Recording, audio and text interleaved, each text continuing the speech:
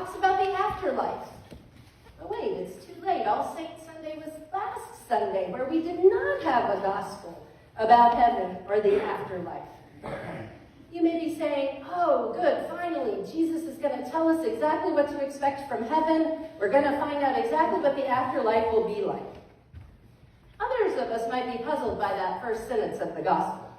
Wait, Sadducees don't believe there's no resurrection? Not life after death? Wait, are these the religious leaders who are in charge? And they don't believe in a fundamental of the faith, or at least what many of us would say is a fundamental? So here's a brief historical note. Yes, they were in charge of much temple practice, including the taking of the money and the paying of the taxes to Rome in the time of Jesus. Most of the members of the Sadducees were also members of the priestly ruling class. Do we know for sure what they believed? Is there a book called the Book of the Sadducees where we can go and find out for sure? No, we don't. Maybe they believed that there was no resurrection in heaven the way we think of heaven, or maybe they believed that the resurrection would take place at the very end of times when everything gets resurrected. But the common thinking is they didn't believe in resurrection at all. No life after death. When you're dead, you're dead. So it seems even stranger than it seemed at first. So there's the obvious question. If you don't believe in resurrection, then why ask this question to Jesus? This question about who gets to be married to who in heaven? And we don't know. We don't know why they asked this. What we do know is that the Sadducees are working with others to trick Jesus or to test Jesus, or at least that's how it's presented to us through the ages. They're tricking and they're testing. And we have had plenty of stories, haven't we, of people who come to Jesus not out of some sincere desire to know something, but because they're looking to trip him up. They're looking also, if we take a more kindly view, not necessarily to test or to trick, but just to say, who are you exactly? The question here, too, is very curious also, because here's a question that's a variation of what I asked the confirmands this morning, which is, if God was in the parking lot, how would we respond to God in the parking lot? And you may be saying, how did that have to do with confirmation? I'll tell you over donuts after church, after worship. But the other question to me is, if Jesus was walking among you, what question would you ask? And I, for one, would not ask, who am I going to be married to in heaven?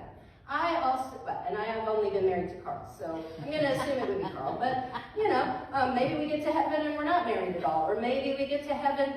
I'm not terribly worried about that. I would have other questions of Jesus. And the other curiosity is, this is a practice, this marrying the poor, I'll just say it this way, the poor widow. The poor widow who loses not one husband, but 7 husbands, and is childless. And the whole question about who she's married to in heaven, this is a practice from the time of Moses.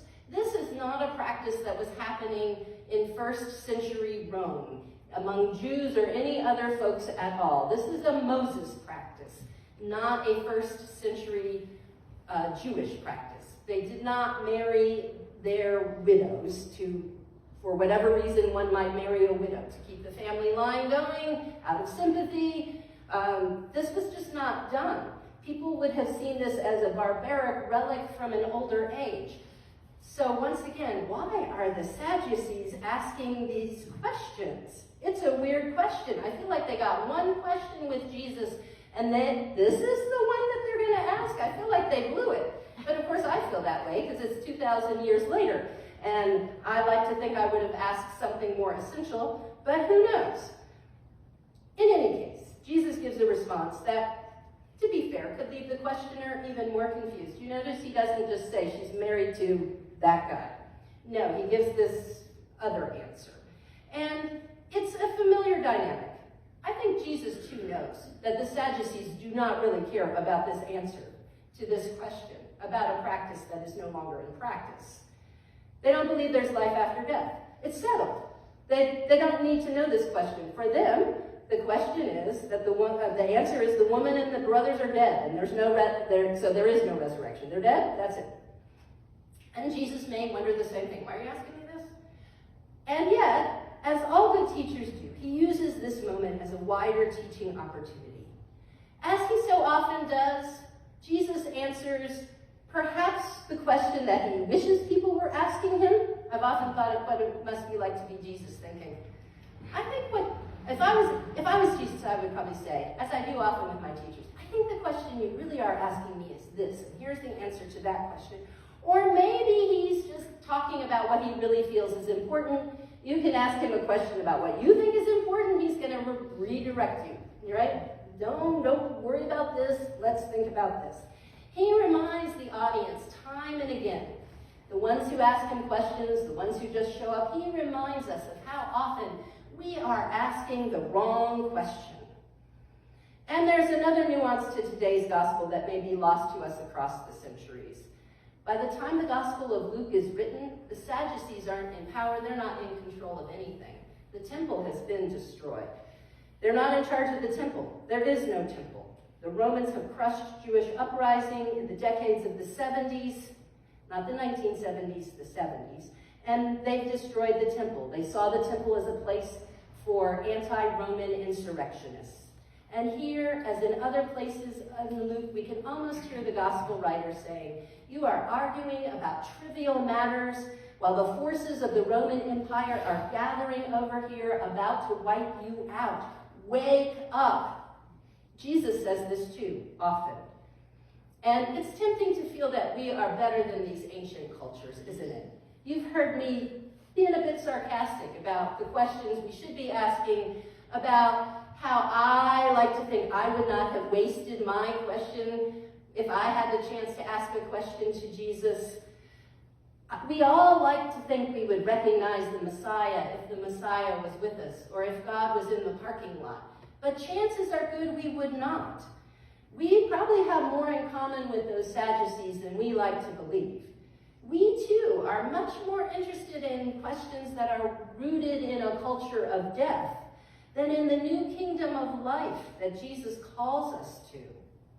Because after all, we too, here in 2025, we live in a culture that celebrates death, that is rooted in death.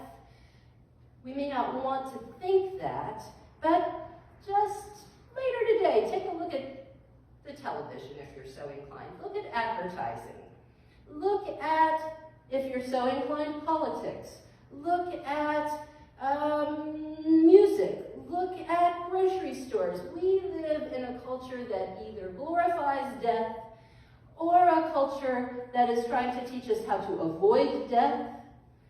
We are not living in a culture that is telling us necessarily how to live our best life.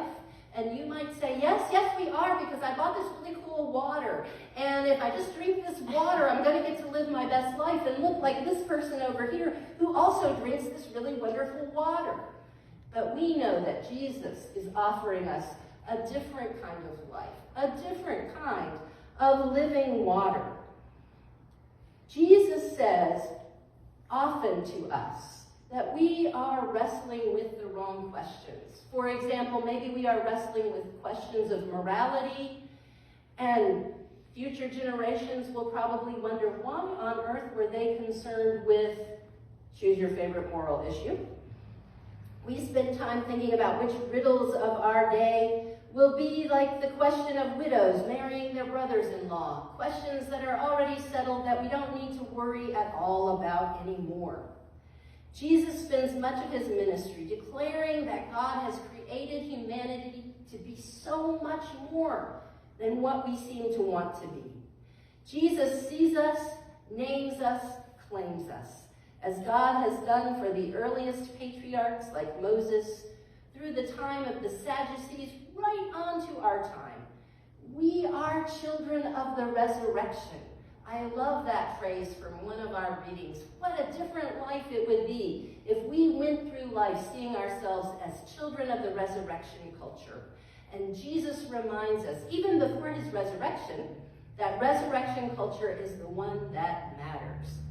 It's a question worth asking then, and a question worth asking now. What issues are claiming us?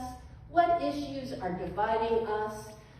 What are the issues that are already dead that we spend a lot of time arguing about?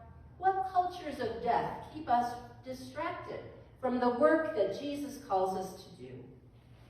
God invites us to move away from the culture of death in which we find ourselves, whether that's the culture of death that is legalistic posturings and entrapment, like the one that we see the Sadducees operating in, or the culture of death that is shaming and casting out those who are different, like the Sadducees probably hope to do with Jesus, or the culture of death that comes from endless worry rooted in our scarcity consciousness that tells us we'll never do enough or be enough to get to heaven where we get to be reunited with everyone and everything we've loved. In today's gospel, Jesus asks this question: what gives us life and what keeps us connected to death? He asked it in a roundabout way, but that's the question at the heart of today's gospel, and indeed, many a gospel. In this time of late November, mid-November, as creation is getting ready for the season of hibernation, let us reflect on it again. What do we need to let go of? What do we need to let die? What is giving us life right now? What lies dormant, waiting for the spring season, waiting for us to give it time and attention? Let us resolve to ignore the forces that want to keep us buried in the grave. Let us commit ourselves to our triune God, who has the power to transform life out of all of the powers of death, who has the power to keep us connected to everyone we have ever loved, across space and time, transcending even the bonds, the hold that death seems